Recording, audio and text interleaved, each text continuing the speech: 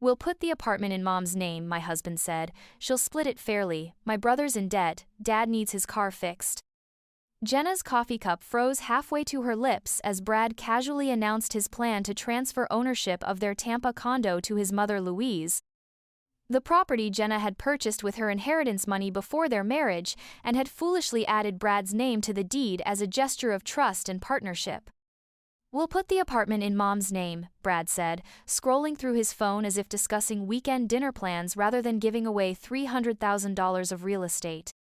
She'll split it fairly. My brother's in debt, Dad needs his car fixed.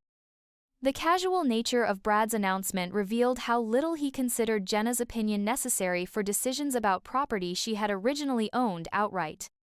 His assumption that Louise would split it fairly ignored years of evidence showing his mother's blatant favoritism toward her sons and her treatment of Jenna as a temporary inconvenience in their family dynamic.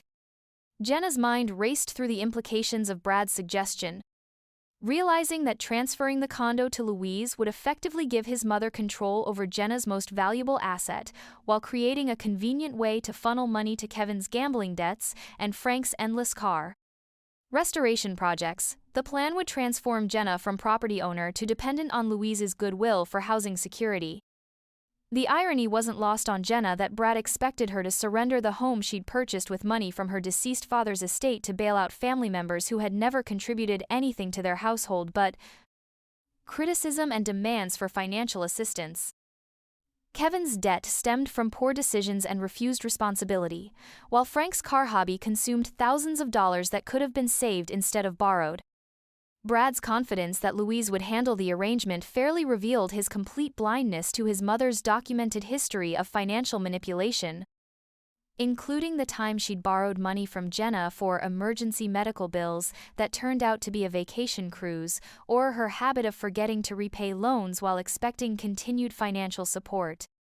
Jenna's response was swift and unequivocal, informing Brad that the condo would remain in her name and that his family's financial emergencies were not her responsibility to solve through surrendering her property.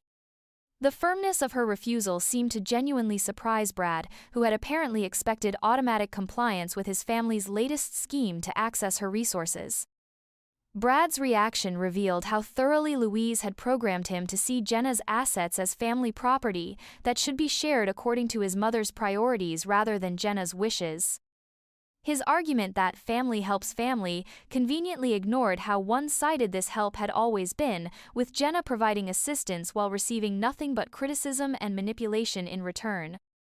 The conversation escalated when Brad accused Jenna of being selfish and unwilling to support his family during difficult times, apparently forgetting the thousands of dollars she'd already contributed to Kevin's previous crises and Frank's various projects without ever seeing repayment or gratitude. His selective memory about her past generosity revealed how little he valued her contributions compared to his family's expectations. Jenna's investigation into Louise's financial management skills uncovered disturbing evidence of mishandled money and broken promises to other family members who had trusted her with significant assets. The discovery that Louise had previously convinced Brad's aunt to sign over property that was never returned cast serious doubt on her ability to split things fairly, as Brad naively believed.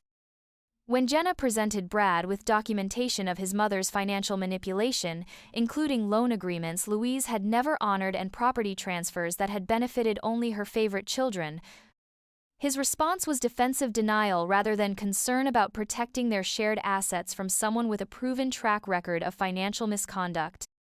The revelation that Louise had been coaching Brad to pressure Jenna into the property transfer, complete with scripted arguments about family loyalty and emergency needs, transformed their marriage conflict into evidence of systematic manipulation designed to separate Jenna from her financial security while enriching Brad's family.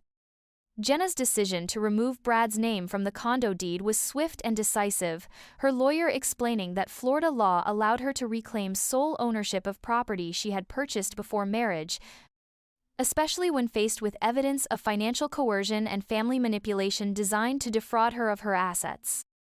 Brad's shock at losing legal claim to property he'd never financially contributed to revealed how completely he'd assumed ownership of Jenna's inheritance through marriage, treating her father's legacy as a family resource rather than her personal security that she generously shared until his family's greed destroyed her trust.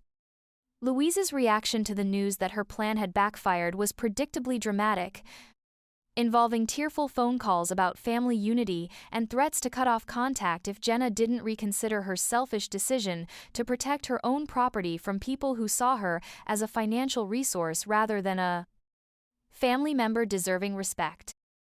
The family schism that followed was immediate and revealing, with Kevin and Frank expressing outrage about losing access to money they'd never earned, while Brad was forced to choose between supporting his wife's reasonable boundaries or maintaining his family's approval through Bev and Daz.